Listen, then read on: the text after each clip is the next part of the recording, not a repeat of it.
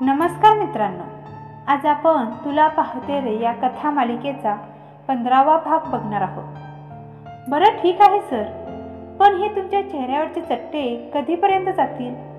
शीतल म्हणाली. उद्यापर्यंत नक्कीच जातील. होईल उद्यापर्यंत मी पहिल्यासारखा हँडसम, मल्हार म्हणाला. मल्हारचं असं बोलणं ऐकून शीतल लाडातच रागावून दुसरीकडे बघू लागली. सर निघायचं आता, खूप उशीर होईल आपल्याला. वाटेत ट्रॉफिकसुद्धा खूप लागेल, अभिजित म्हणाला. तिघे सुद्धा जाण्यासाठी गाडीत येऊन बसले. मल्हार ड्रायव्हिंग सीटवर जाऊन बसला. लगेचच शीतलने टॅबलेट काढून त्याच्याकडे दिली आणि खायला सांगितले. पण मल्हारने नकार दिला, कारण ती टॅबलेट घेतल्याने त्याला झोप येते म्हणून. सर तुम्ही टॅबलेट घ्या आणि पाठीमागे निवांत जाऊन झोपा, मी गाडी चालवतो, अभिजित म्हणाला. अरे पण नको, असू दे, मी पुढेच बसतो, मल्हार म्हणाला. शीतल तुला काही प्रॉब्लेम नाही ना? सर पाठीमागे येऊन बसले तर, अभिजितने शीतलला विचारलं. मला काहीच प्रॉब्लेम नाही. जर त्यांना काही प्रॉब्लेम नसेल तर बसू देत ना, शीतल म्हणाली. तुम्ही काही ऐकणार नाही दोघं, म्हणत मल्हार पाठीमागे येऊन बसला आणि शीतलच्या पोटात फुलपाखरे उडू लागली. सुरू झाला दोघांच्याही परतीच्या प्रेमाचा प्रवास. शीतल बाहेर बघत आज जे काही झालं त्याचा विचार करत बघत होती. मल्हार मागे मान टेकून हाताची घडी घालून शीतललाच बघत होता. त्याच्या चेहऱ्यावर शीतलला बघून गोड हसू उमलत होतं. अभिजित गाडी चालवता चालवता आरशातून त्या दोघांना बघत होता. थोड्या वेळानंतर मल्हारला झोप येऊ लागली आणि तो काही वेळातच झोपून गेला. शीतल मुद्दामूनच मल्हारला बघायचे टाळत होती. मल्हारचं झोपेत हळूहळू डोकं शीतलच्या खांद्यावर आलं. शीतलने मल्हारच्या गालावर हळूच हात ठेवत मल्हारची मान सरळ केली, पण तिच्या खांद्यावर मल्हारची मान काही केल्या नीट राहतच नव्हती. शेवटी शीतलने मल्हारचं डोकं आपल्या मांडीवर घेतलं. जणू काही शीतल याचीच वाट बघत होती. या क्षणाला मल्हार झोपलेला होता. नाहीतर जागा असता तर त्याला स्वर्ग सुखाचा जणू आनंद झाला असता. पण या सुखाचा अनुभव मात्र शीतल घेत होती. ही सगळी गंमत अभिजित आरशातून बघून गालातल्या गालात हसत होता. अभिजितने मुद्दामून मल्हारला पाठीमागे बसायला सांगितलं होतं, कारण त्यालाही त्यांच्याबद्दल थोडा अंदाज आला होता म्हणून. शीतलचं संपूर्ण लक्ष मल्हारकडेच होतं. तिचा एक हात मल्हारच्या हृदयाजवळ होता. त्याची मंद होणारी हृदयाची धडधड तिला जाणवत होती, तर दुसरा हात मल्हारच्या नकळत केसातून फिरत होता. शीतलला असं वाटतं हा क्षण असाच थांबावा, मल्हारचं डोकं मांडीवर असावं आणि तो तिला डोळे भरून पाहत राहावा. एका क्षणासाठी शीतलच्या मनात हा विचार येऊन गेला आणि शीतल गालातल्या गालात हसू लागली. शीतल मल्हारच्या चेहऱ्याचं जवळून निरीक्षण करत होती. त्याचा तो कोरापान रंग, लहान कपाळ आणि दाटसर भुवया, लिपस्टिक लावल्यासारखं त्याचे ते गुलाबी ओठ, बारीक नाजूक त्याचे ते नाजूक डोळे, मल्हारची गोड स्माईल आठवली आणि शीतल एकदम लाजली.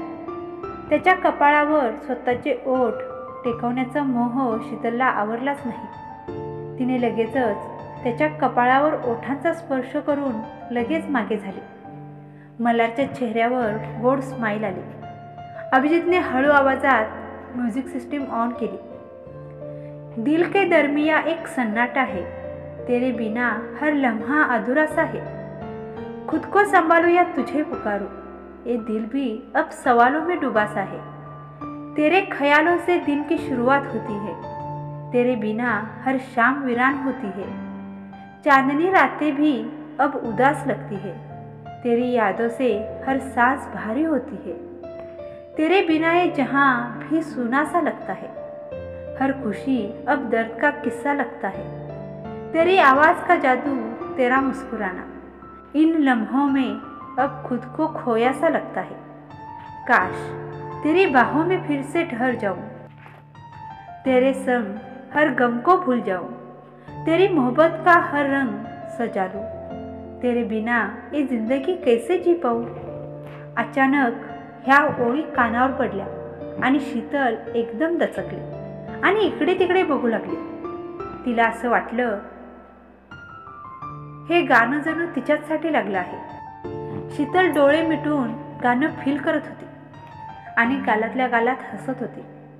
शीतल, तुला एक विचारू, अभिजित म्हणाला. अभिजितचा आवाज ऐकून शीतलने स्वतःला सावरत, हो विचारा ना सर, शीतल म्हणाली.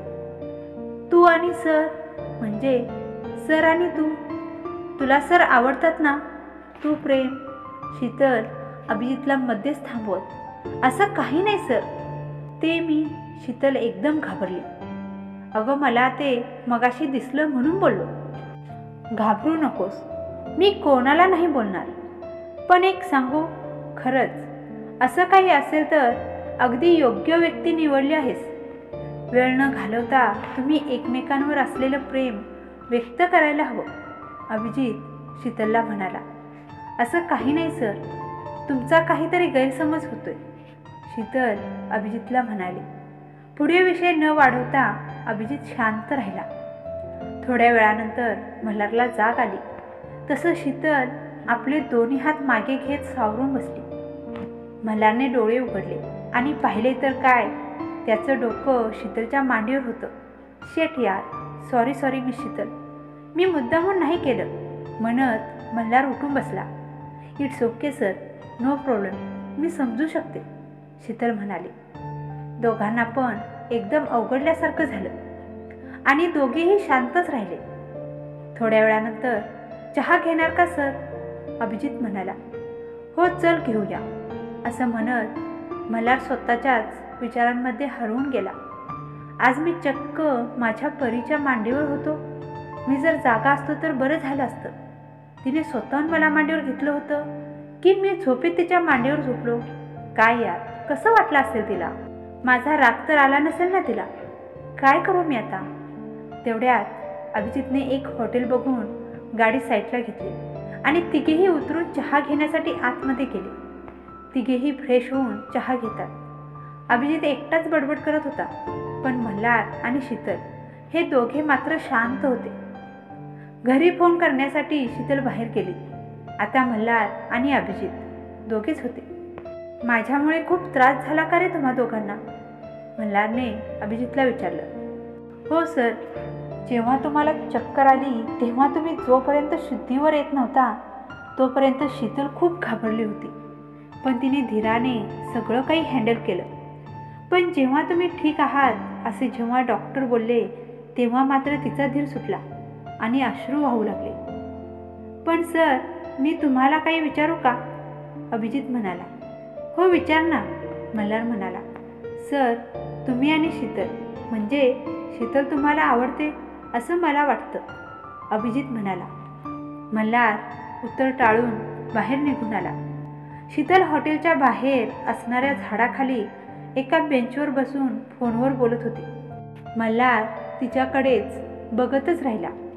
अभिजितने बोललेलं त्याला आठवलं. मनाशी काहीतरी ठरवून मल्हार तिच्याजवळ गेला. तसं शीतल उभी राहिली. सर, चला जाऊया आता, शीतल म्हणाली. शीतल, बस ना थोडा वेळ, मल्हार म्हणाला. शीतल खूप आश्चर्यचकित झाली, कारण आज पहिल्यांदाच तिला मल्हारने तिच्या नावाने एकेरी हाक मारली होती. अंग चोरून शीतल त्याच्या शेजारी बसली. मी तुला शीतल म्हणून बोललो तर चालेल ना, मल्हार म्हणाला. शीतलने फक्त हो म्हणून उत्तर दिलं. शीतल, आजपर्यंत मी जो काही वेडापणा केला, आत्तापर्यंत मी जे काही वागलो त्याबद्दल आय एम सॉरी. माझ्या अशा वागण्याचा तुला खूप राग येत असेल ना, मल्हार म्हणाला. मी कधी म्हणाले मला नाही आवडलं म्हणून, मी कधी रागावले. शीतल त्याला ऐकू जाईल असं हळूहळू बडबडली. मल्हारने शीतलचं सगळं बोलणं ऐकलं आणि एवढंसं तोंड करत हो ना त्याच्या लक्षातच आलं नाही. पण जेव्हा त्याच्या लक्षात आलं तेव्हा काय काय म्हणालीस, म्हणजे तुला माझा वेडापणा आवडायचा, तुला माझा राग येत नव्हता, पण तुझ्या डोळ्यात नेहमी माझ्याबद्दल रागच का असायचा. मग मी काय करायला हवं होतं? असं कोण वागतं का? आज शीतलच्या भावनांचा ताबा सुटला होता. आज ती काय करते, काय बोलते हेच तिला कळत नव्हतं. सॉरी शीतल, माझं चुकलं. पण मी माझ्या मनात जे काही आहे ते तुला मी सांगणार आहे. शीतल, आपल्या पहिल्या भेटीतच तू मला खूप आवडली होतीस. पण मला वाटलं नव्हतं की तू माझ्या आयुष्यात परत येशील म्हणून. आणि तू दुसऱ्याच दिवशी ऑफिसमध्ये जॉईन झालीस तेव्हा मात्र मला खात्रीच पटली की देवाने आपली गाठ बांधली आहे. आणि मी हळूहळू तुझ्यात केव्हा गुंतत गेलो माझं मलाच कळालं नाही, मल्हार म्हणाला. शीतल पूर्णपणे भारावून गेली. हो का? म्हणून असं वागलात का माझ्यासोबत? किती त्रास दिलात तुम्ही मला माहिती आहे का तुम्हाला? शीतल म्हणाली. अगं, मला वाटलं तुला मी आवडत नाही म्हणून तुला माझ्यामुळे त्रास होतो. पण आज जे काही झालं त्यावरून मला समजलं तुलाही मी आवडतो. शीतल, माझ्या आयुष्यात तू माझी परी म्हणून येशील का? मी तुझ्यावर खूप प्रेम करतो. खरं तर मी तुला सरप्राईज देऊन रीतसर प्रपोज करणार होतो. पण आज माझ्या भावनांवर मी कंट्रोल नाही करू शकलो. शीतलच्या पोटात आज फुलपाखरेच नाचायला लागले. तिच्या चेहऱ्यावर खूप आनंद दिसू लागला होता. पण थोड्या वेळानंतर तिचा चेहरा निर्विकार झाला. आता मात्र तिच्या डोक्यात गोंधळ उडून गेला. आनंद, भीती आणि चिंता या तिन्ही भावना दाटून गेल्या. तिला जे हवं होतं, मल्हारने तिच्यावर असलेलं प्रेम, व्यक्त केलेला आनंद आणि उत्तर काय देऊ म्हणून याची वाटणारी तिला भीती. हो म्हणून दिलं तर तिच्या तत्वांना तडा जाणार होता आणि नाही म्हणून उत्तर दिलं तर तिचं काय. आणि चिंता याची की आईबाबांनी तर तिच्यावर खूप विश्वास दाखवला होता. तो विश्वासघात कसा करायचा याची तिला खूप चिंता वाटत होती. शीतलचा चेहरा बघून मल्हार खूप घाबरला. शीतल, बोल ना प्लीज. तुला मी खरंच खूप आवडतो ना. आज माझ्या मनात ज्या काही भावना होत्या त्या मी व्यक्त केल्या तुझ्यासमोर. तू हवं तर तुला पाहिजे तेवढा वेळ घे आणि मग निर्णय घे. पण मला सोडून आणि ऑफिस सोडून जायचा विचार करू नकोस. प्लीज माझ्याशी अबोला धरू नकोस, मल्हार म्हणाला. शीतल त्याच्याकडे पाहत होती पण पूर्णपणे विचारांमध्ये बुडून गेली होती. हृदय तर हो म्हणून उत्तर दे म्हणून सांगत होतं, पण मेंदू नाही म्हणून सांगत होता. द्विधा अवस्थांमध्ये शीतल खूप अडकली होती. शीतलने डोळे मिटले. भावनांचा अनादर करत तिने मोठ्याने श्वास घेतला. तरी सुद्धा तिच्या भावनांचा एक अश्रू गालांवर ओघळताच तिने लगेचच पुसला आणि मोठ्याने श्वास घेत बोलायला सुरुवात केली. शीतलने एक निर्णय घेतला. हृदयाचं नाही ऐकायचं, मेंदूचं ऐकायचं म्हणून. Sir, I am sorry. मी तुमचं प्रेम नाही स्वीकारू शकत. मला माफ करा. माझं नाही हेच उत्तर असणार आहे, शीतल म्हणाली. शीतल, प्लीज काही गडबड घाईत काही निर्णय घेऊ नकोस. थोडा वेळ घे. तुला हवा तेवढा वेळ घे. मला माहिती आहे की तुला सुद्धा मी खूप आवडतो. तुझ्या डोळ्यांमध्ये ते स्पष्ट जाणवतं. काही प्रॉब्लेम आहे का?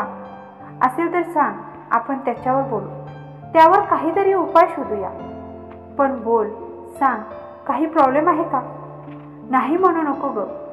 मल्हार आता खूप रडवेला झाला होता. कोणत्याही क्षणी मल्हार रडेल असं वाटत होतं. मल्हारने तिचा हात आपल्या हातात धरून प्लीज बोल ना ग म्हणत होता. पण शीतलने स्वतःचा हात त्याच्या हातातून झटकून मागे घेतला. बरं ठीक आहे, मी नाही तुझा हात धरत. प्लीज असं नाही म्हणू नको. एकदा विचार कर, मल्हार शीतलला म्हणाला. सॉरी सर, पण तुम्ही फोर्स करताय मला, शीतल म्हणाली. तुला हवा तेवढा वेळ घे आणि मग मला तुझा निर्णय सांग. तुला काहीच त्रास देणार नाही मी, मल्हार म्हणाला. अभिजित लांबूनच गाडीजवळ थांबून हे सगळं काही बघत होता. दोघे पण एकत्र बोलत होते, पण ते दोघे पण येत आहेत हे बघून अभिजितने गाडी काढली. दोघे पण गाडीत येऊन बसले. मल्हार पुढच्या सीटवर जाऊन बसला. शीतल एकटीच पाठीमागे बसली.